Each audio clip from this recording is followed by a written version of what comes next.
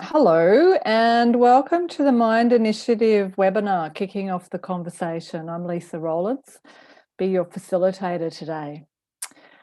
I had an interesting thought today while I was just finalising some things for the webinar and reading back through some reports that had come out recently, and particularly was looking at the Black Dog Institute.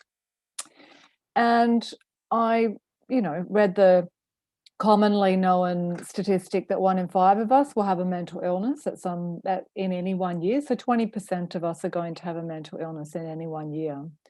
But 54% of those people do not access any treatment at all. Now, some people certainly are able to manage and recover through mental illness without accessing traditional treatments. But 54% not accessing is a pretty huge number. So I was thinking about how that compared to other illnesses and disorders. And it's actually only half of the number of people with a physical disorder that access treatment. So it's pretty low. And I think when we look at the statistics as well, that every day in Australia, 6 people will suicide. And 30 other people will attempt to suicide and not die, but 6 people will die. So I'm wondering why I still feel like sometimes we're not getting anywhere. And I think that what I'm wanting to get across today is the conversational aspect and touching base and making a connection with people, and why is it still so hard? And how can we overcome that?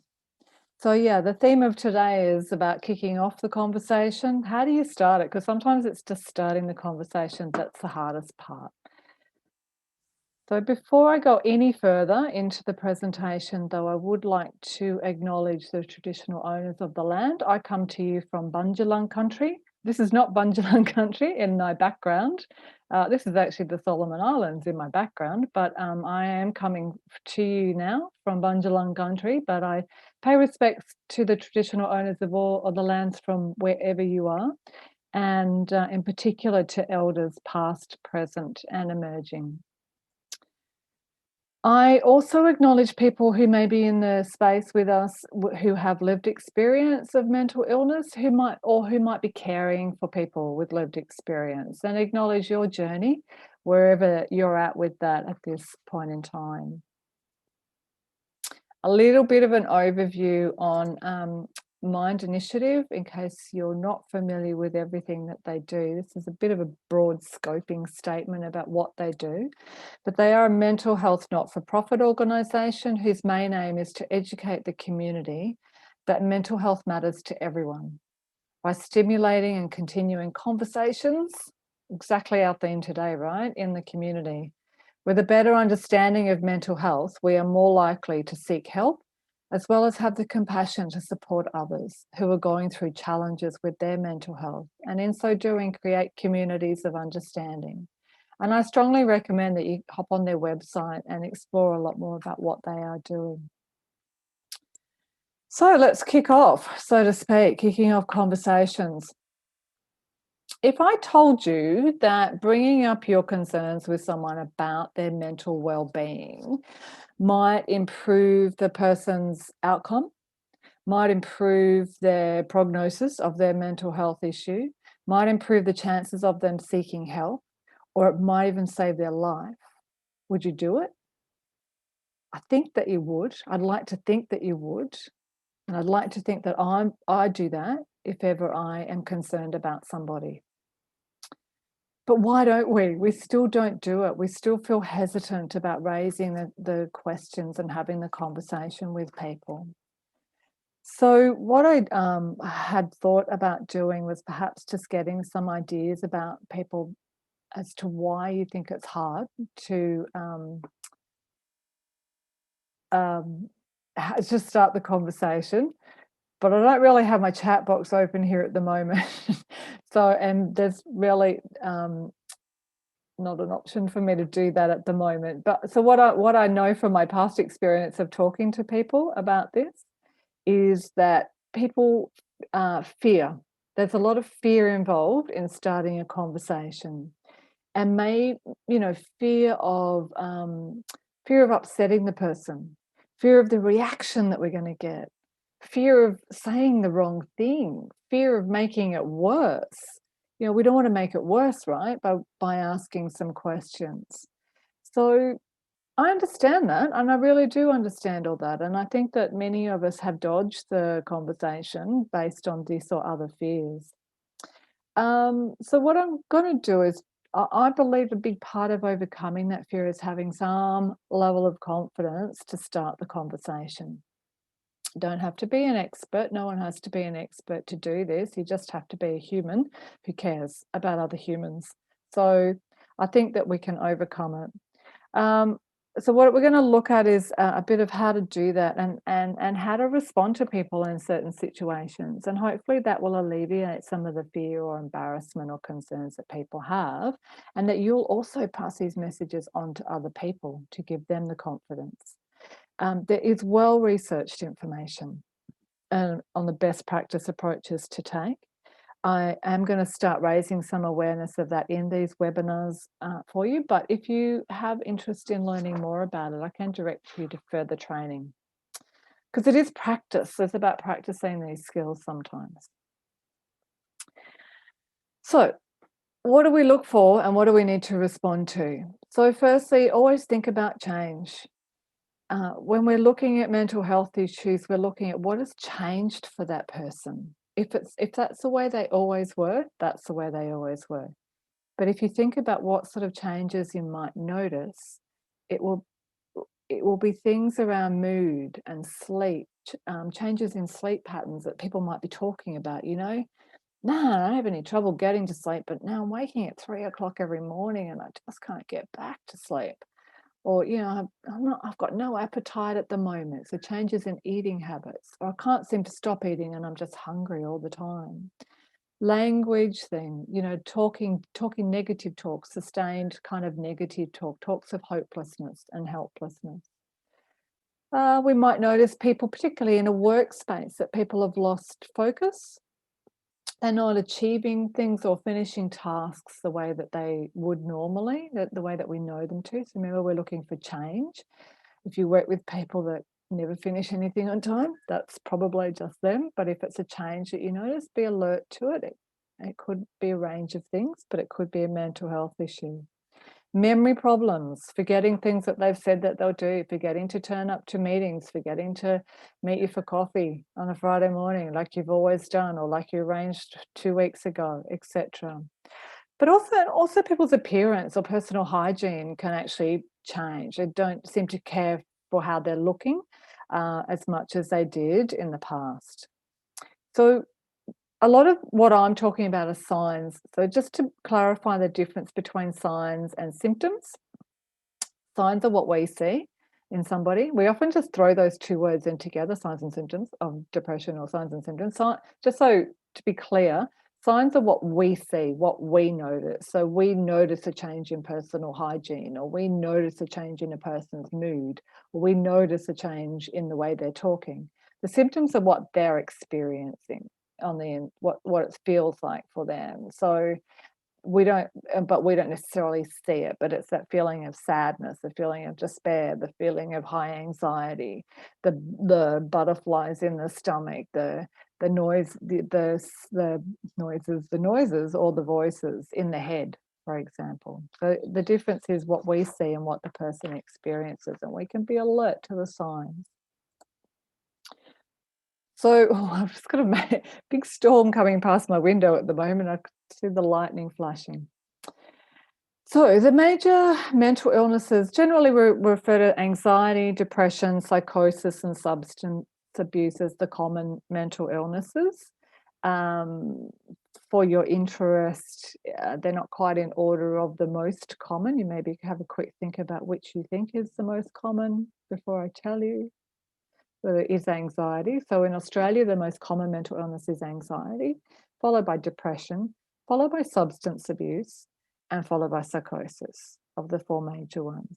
So I'm not going to be providing a lot of information about what each of these are, but I'm just going to give you a little bit of a overview. I've given you some general signs, I guess, to be alert to, but per diagnosis here, and there's lots of overlap in diagnosis, but the types of things, for example, that you might be looking for in somebody who has anxiety related issues, because we're not diagnosing, and it's a really important thing to remember, that we are not diagnosing people. I'm not a clinician.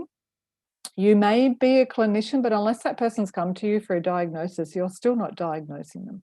You can come from a very informed space about what you're noticing and what you suggest, but for most of us, it's just about being alert, as I say, and having some awareness of what things could be. But it may or may not be anxiety, but the types of things that you would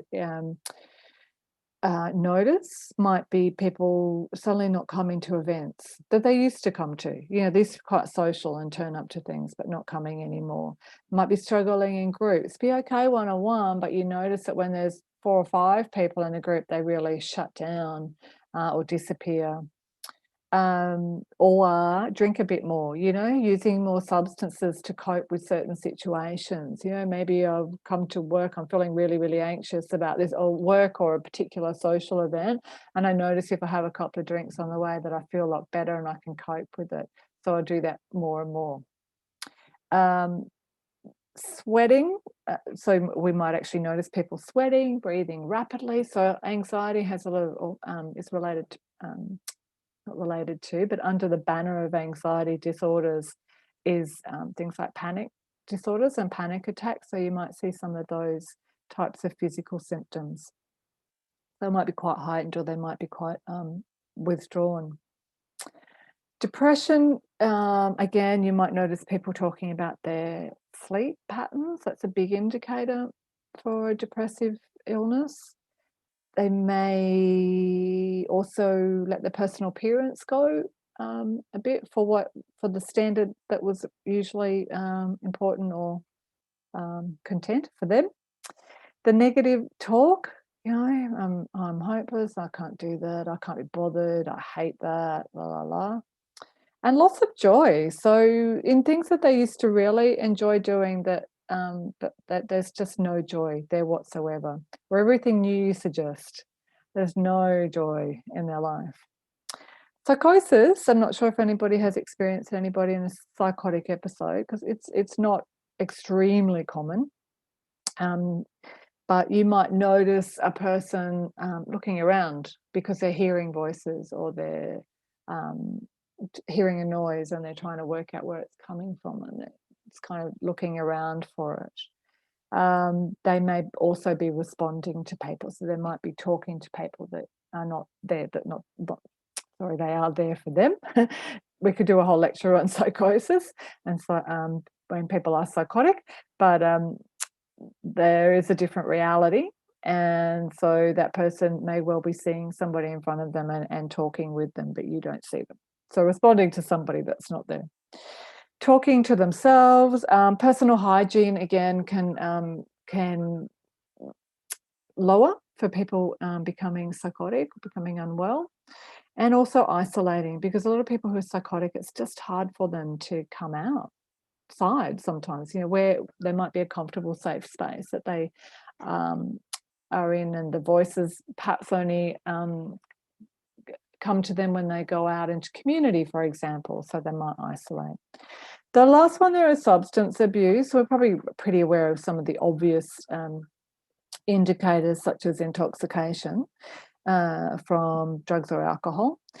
But we might notice in the workplace that people are turning up late to work, or they're constantly complaining of headaches, or you know, or you might even smell substances on them. Now, all these, particularly that one, but also all of the things that I have mentioned, can be indicators of other things, not necessarily mental illness, but they can be indicators of reactions to other medications, or you know, a whole range of things. So we don't presume that this is the only concern, mental well-being, but it may well be what the issue is for the person. So it means it's worth having the conversation and exploring.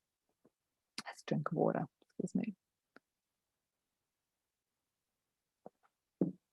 So how do we respond?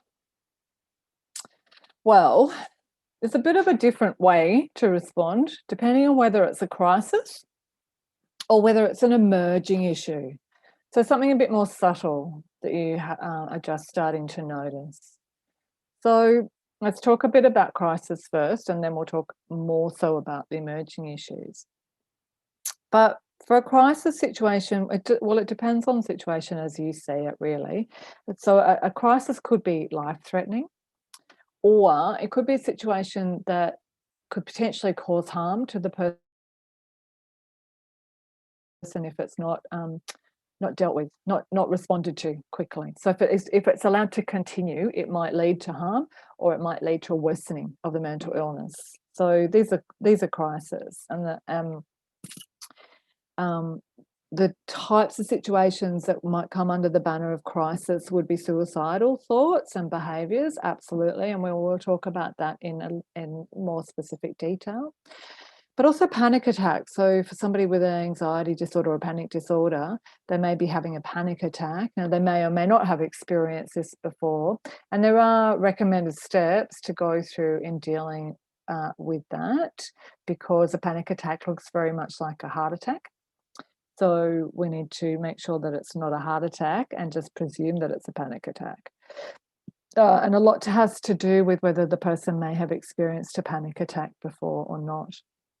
What I say to everybody is your job in responding to people with mental health issues or talking to them about it, your role is to keep them safe.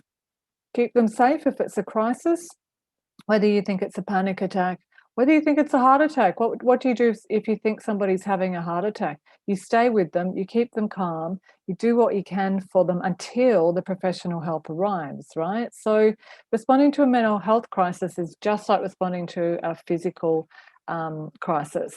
Yeah, our role is to keep them safe until the appropriate professional help arrives, right? So, it could be a panic attack, it could be a psychotic episode, it could be aggressive behaviour from substance abusers, it could be really, really heightened emotional responses. It can be a range of things.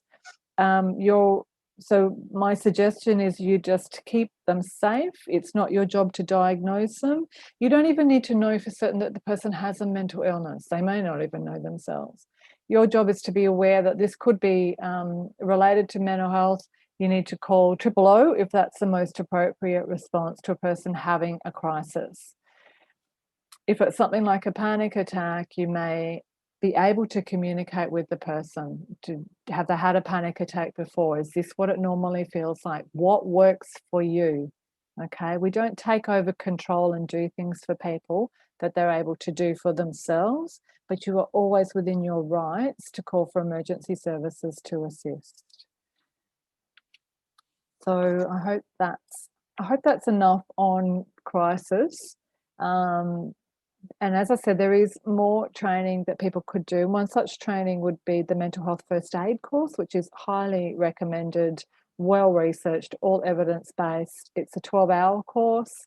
So obviously that goes into a lot more detail than a short webinar.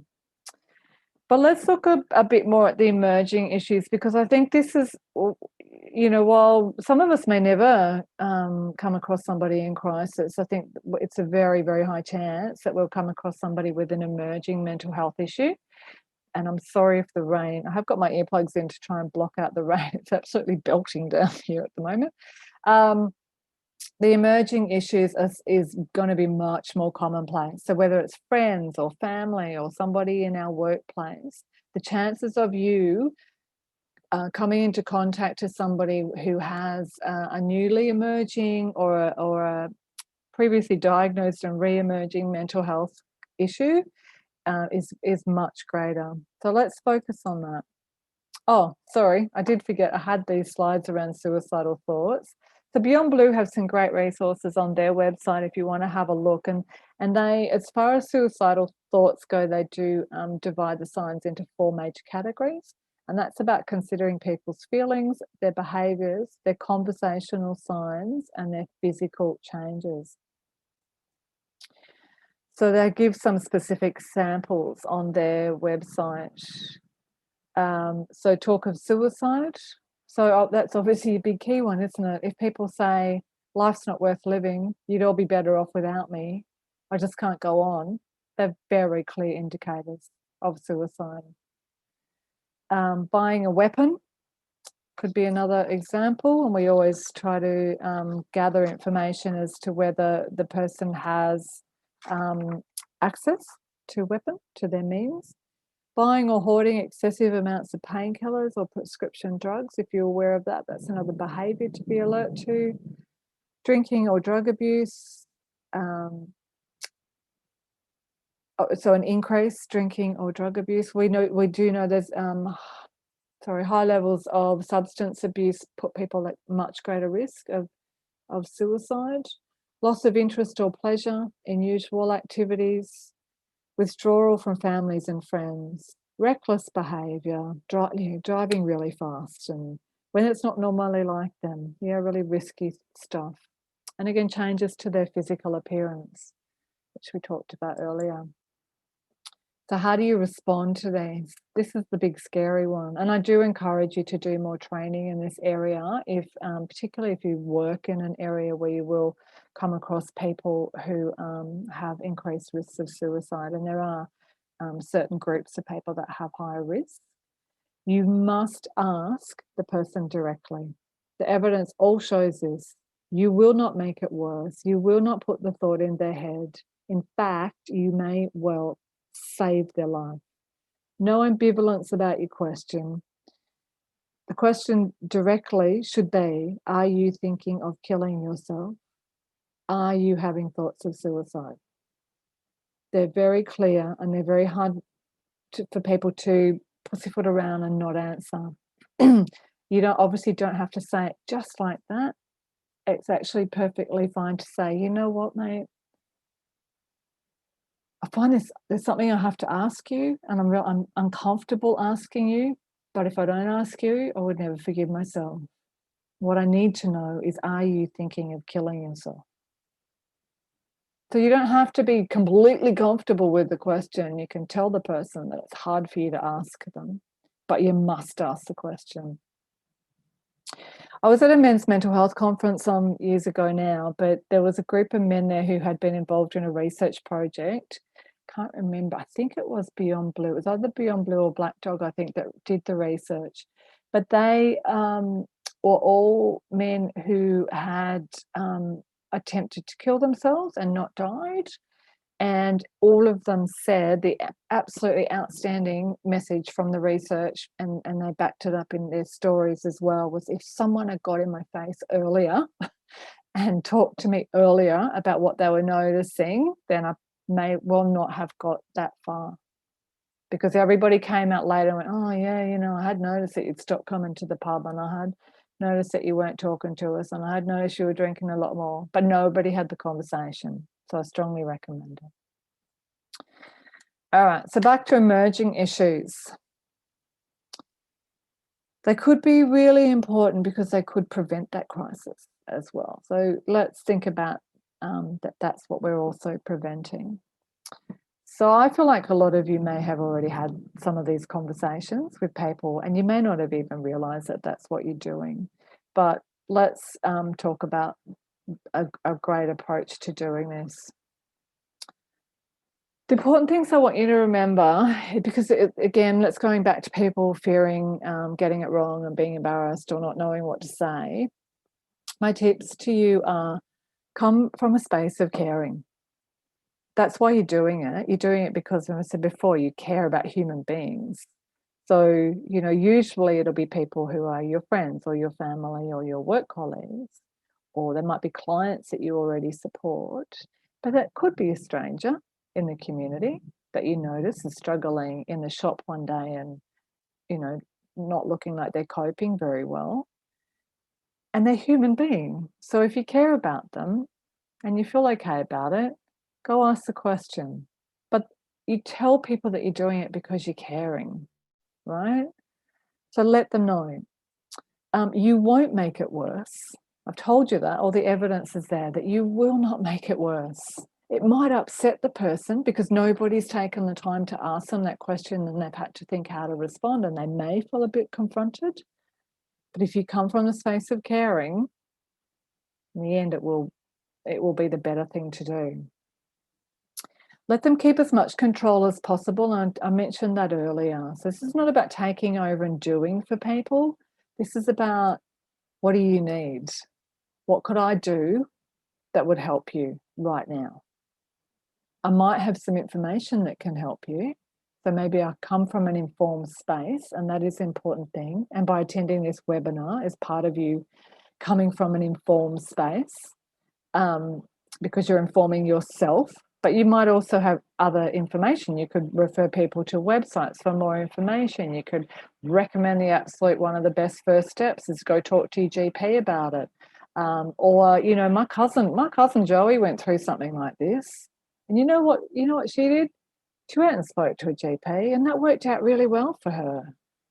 So be hope. Always give hope about positive outcomes if people will seek help, and be beside them. No coercion. You can't make people do what they don't want to do, but you can come back to them and you can check in on them. So it might not be the first time that they follow up, but it might be the second or third or fourth time that they open up to you. They might never have opened up to anybody else before. Oh, I do have the chat box. Thank you, Samesh. And I was going to say something right then. What was I going to say? Hang on. Oh, yeah. You might have the conversation, and I'm going to give some examples of like how I might say things. And, you know, the conversation ends and the person hasn't said, yes, I'll go get help. But you know what? They might walk away, and you might have sowed a little seed in their mind about what they need to do, and they just need to dwell on it. They need to percolate. Percolate's a word that we use often for thinking about things. They need to percolate on the idea. And then they might go off and get some help. And you may or may not ever know that that's what they've done. So don't discount the impact that you have on people, even if you don't see it. Okay, so I think did I cover that? So coming from an informed space, some ideas here. So having some understanding about mental health issues. There's lots of information out there now that you can get it. And I've talked about a couple of websites that I think are awesome. Giving people referral options, because remember, it's about linking people with the appropriate professional assistance. And a GP can be a great first port of call, but if there might be other organisations that are relevant for people, for young people, such as Headspace, who are pretty much everywhere. Also provide information for their own research. Go and read it. So some of those websites that we've mentioned before. Make sure people do know that they can call places like Lifeline, and I also pretty sure Beyond Blue has an emergency call line as well. We've got it at the end. But also offer to go alongside somebody if you can, if it's available to you. You know, would you like me to come to the GP with you? Even just to come and wait in the waiting room for you, so you don't have to come out and be on your own. Happy to come into the room with you if that's what you want. Or would you like to go to emergency and talk to somebody right now? Offer to go be alongside somebody if that's available to you. I was going to say I'm going for time. Yeah, good. Okay. I love the story. I've been carrying this around for a long time. You know, this is what so often happens. Help me, help me, help me, help me, help me, help me. I need help, I need help. And somebody says, how are you? And we go, I'm fine. It's what we do, isn't it? When people say, how are you? Oh, good. Oh, good.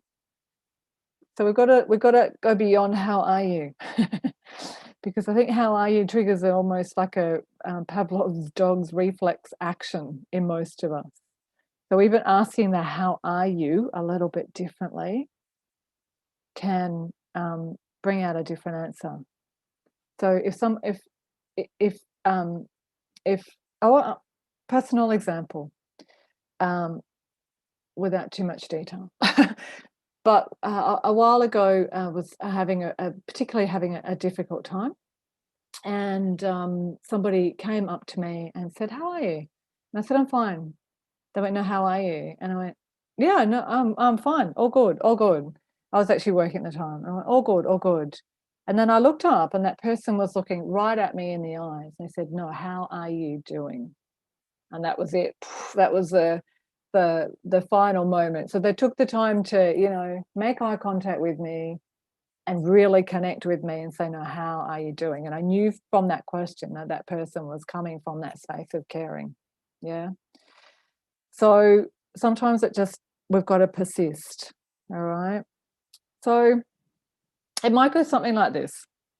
If I'm talking to one of my friends, "Hey mate," I don't call everyone mate, but anyway, "Hey mate, I just noticed you haven't been yourself lately. What's going on?" And they might say, "I'm fine." "Yeah, I know you keep saying you're fine, but what I'm seeing is a really big change in your mood lately. You've been really down in the dumps and just disinterested in the stuff that we always like to do together. You haven't been coming to the footy with the rest of us, and we're kind of missing you. So what's going on?" "No, no, no, no. I'm really, really, I'm fine." Now, I could just give up and go, "Yeah, righto, okay. You don't want to talk to me, yeah." But I've got to follow up. You've got to, if you're really concerned about someone, you've got to tell them what you notice. So I've already told this person the change in mood that I'm noticing. They actually can't argue with my observation because it's my observation. But that you haven't been coming to the footy. So, I might persist a little bit more with, "No, really, you look tired all the time. You look like you're losing weight. I really, coming to you because I care about what's going on for you. And I want you to know that you can open up and talk to me about anything that you're concerned about." Because what you get first up is this instant deflection, because maybe the person really hasn't ever been asked before. Maybe they don't know how to put it into words because they haven't been asked, and they've been ruminating, going over and over it. Rumination is a really serious thing that happens in our heads. We can't stop the messages just going over and over. So you're very likely to get that instant deflection, right? And that's where, the national campaign that you would be aware of. Are you okay? Yeah. So we're all encouraged to say to people, "Are you okay?" And I think it's actually quite a good question now, because we know what it's linked to, and it gets people to think about it. But it's okay for me to say to somebody, "Are you okay?" But I also need to know how to respond if they're saying no, they're not okay, right? And I also need to know how to respond if they're going, "Yeah, yeah, yeah, I'm fine," even though I know they're not. So it's follow up. Okay? It can't just be one question. So tell them exactly what you've noticed. I've noticed that you're just not looking, you've lost your zip, you're not looking good, you look tired, you've lost weight, you're not coming to the footy. So, I'm just saying I really care about you, and I'm concerned, and I want to be able to help you, just like you would want to be able to help me. So that's how you do it. It's no magic wand formula. There's no one sentence I can give you to start that conversation, but keep those points in mind about asking how they are, telling them what you've observed, tell them you care, and offer to be there. And if they continue to resist, you say, "I'm still here. I'm still here. When you're ready, anytime, I'll be here." And you might need to follow up with them as well. So what I did was I did a few, to finish off the webinar, a few little case scenarios to maybe work on, and I'll just talk to myself about them. Because these are really common scenarios, actually.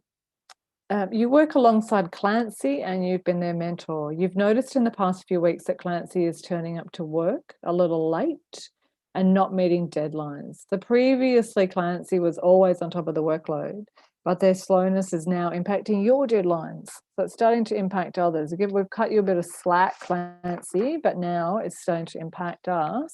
And you've also heard talk from other staff that Clancy is spending a few nights a week out drinking with a much younger crowd. Just heard it, okay? Just heard it. So think about when might be a good time to approach Clancy. So we always need to consider privacy. Don't talk to Clancy in the lunchroom when there's other people around. You could, if there's not an opportunity for privacy in the workplace, you might like to mention to Clancy your concern. Hey, Clancy, might have really been noticing that you're having trouble keeping up with the workload lately, coming in a bit late. What's going on? Yeah, what's going on for you? And if Clancy shuts you down, doesn't want to talk about it, or there isn't privacy, can we go for a walk? Can we go for a walk and grab a coffee and just have a bit of a talk about it? Or can I meet you in the lunch break? Or can we do this after work? Make sure it's private and safe and comfortable. And make sure it's a time where you've got time. So don't do it as you're walking into a meeting and you've got like 2 minutes. Because this conversation could go on for some period of time. So make sure you're available to stay for that time. So the things we're concerned about there are the things that I just mentioned to Clancy, and we persist about what we're going to do, So, okay. If Clancy wants to continue to deflect, you need to perhaps be a little bit more direct. Yeah, but Clancy, you're not keeping on top of your work, and this is going to become a performance issue because it's impacting other people. So I'm trying to help you here to get back on track. So we need to talk about what's going on and what's causing the problem for you. Another scenario, Sam, your best friend at university, Sam, has started appearing distracted in lectures. And when you are talking to them, they often look around as if they hear someone and complain about not being able to sleep in the dorm at night due to the constant humming noise. You live in the same dorm right next to Sam and hear nothing.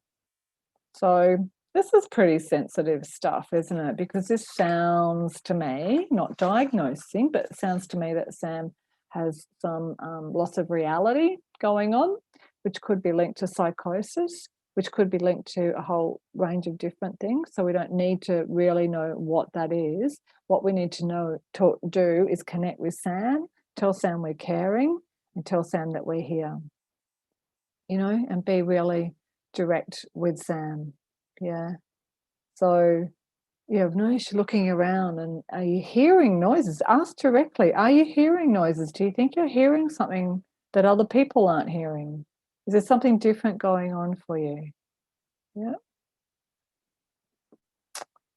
And if Sam did open up about that Sam has been concerned about hearing things and isn't sure what's going on, that's a really important step that Sam has disclosed that, but really important to link Sam in with the appropriate clinical assistance as soon as possible. Again, if you were within the age range under 25, Headspace might be a good opportunity for Sam. Universities often have really great support on campus as well, so that might even be a good first point of call, but offer to go with Sam.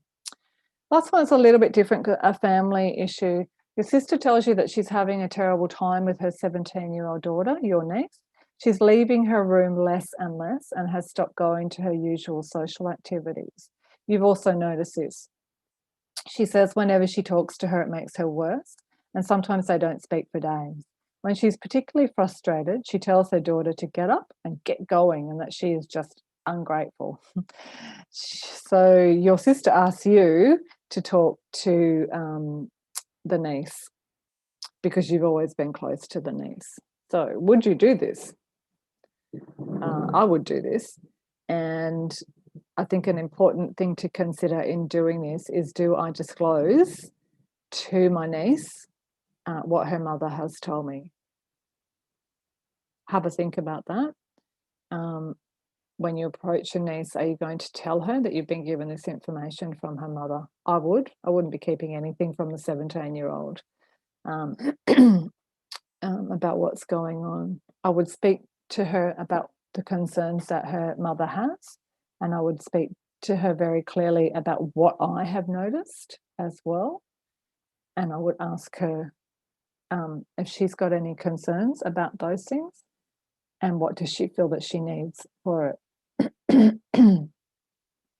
And if she tells me to get out and slams the door, would remind her that I love her and that I care for her and that I will be there for her. And I would follow up. I wouldn't just leave it at there. I would follow it up at another time if it didn't go well the first time. I would give her some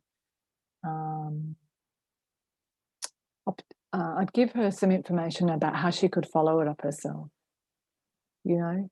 So, you know, in my experience, when people are behaving, become isolated like this, there could be something going on for them around depression. Could be a whole lot of other things as well, but it could be around depression. And what I've known that works for young people with depression is to get on and look at some of the website information, like the good websites. Don't go crazy on there, but you know what the informed good ones are. Or make a connection with places like Headspace or I was trying to think of the Triple J site. Can't think of it. You know, so be informed about some things that a 17-year-old might relate to before you go in and talk to her. So in my summary, because I've just kind of talked and you're probably sick of my voice, but in my summary to you, if you're feeling afraid about having a conversation with somebody, come from an informed space. Okay, so you are doing that already. Start the conversation because you care, and you're doing it because you care. That's why you're doing it. So tell them that you care. You won't make it worse, and persist where necessary.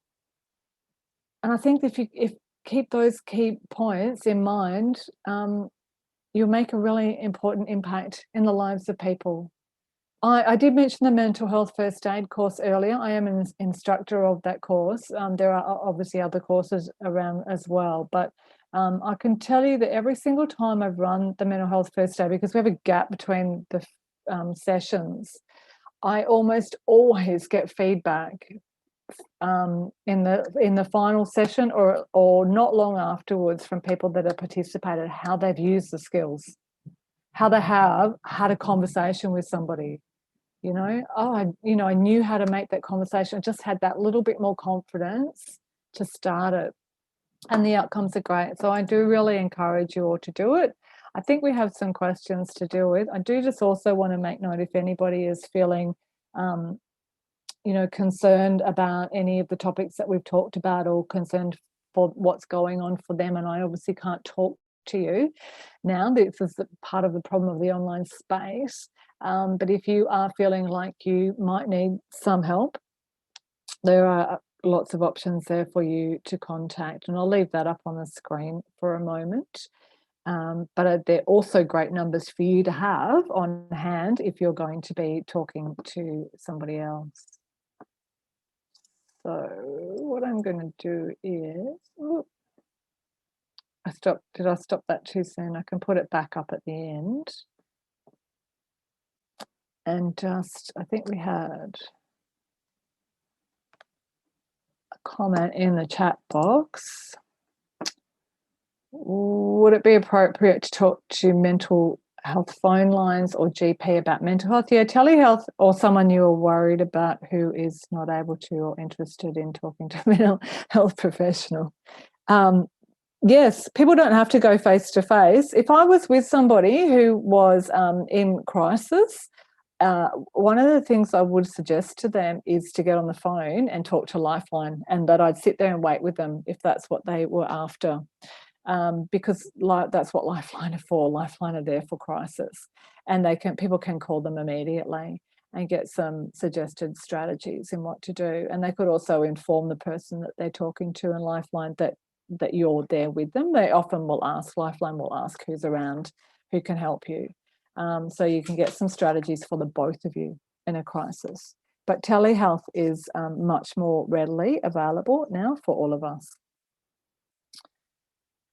No worries. Another question. Do you have any advice for how to talk to someone who has trouble finding the words to describe mental health?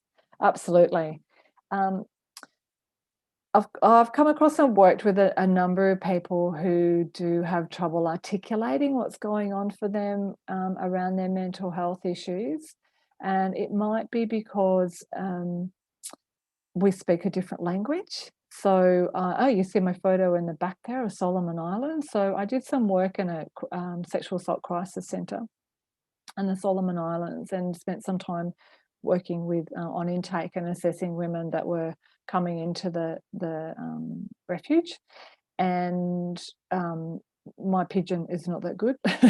And some people were not confident in talking to me in English, or they're confident with English but don't have the words to describe. So in those circumstances, I did use a translator, but it was difficult to do that when you don't have similar language. So similarly, young people sometimes just cognitively haven't developed the language around how to describe thoughts and feelings. But it's not only young people, it can be adults. So I think we don't have to look for the words that we know. We have to listen to the words that other people use, that people use. So if a person uses a word like even upset, if someone says I'm upset, I will just explore that word with them a little bit, because upset to you might mean something very different than upset means to me. So when I say, oh, so when you say upset, what does that mean? What does that feel like? And I'll ask them about, does it feel like something in your stomach, or does it feel like something in your head? Or does it make you want to do other things? So you ask some more curious, probing questions if you're feeling like you need to explore it more. I hope that answers that question. Because we don't have to have clinical language. Clinical language can be a real barrier. If you're a worker trying to link people into the clinical world, having an understanding of clinical language can be helpful, can help people on the other side understand what you're saying. But I think for as far as talking with people around us, generally clinical language is not such an issue. All right, I think that might be all. And I think we've actually gone plenty of time. So I hope that wasn't too long. I am just going to pop that those numbers up again. Oops, sorry. Just in case, because I did drop them down really quickly. So while I just say thank you for everybody that cares about having a conversation with somebody with a mental health concern. We've had a difficult 12 months previously. There's been a lot going on for people. There's been disconnect, for some people. So I'm hoping that we can all reach out and be really mindful of that, and just continue to care for each other and help connect people up with where they need to be. And I thank MYND Initiative for putting on this webinar to assist in that process, and I hope that you'll continue to support them in their other initiatives. So thank you very much for your time.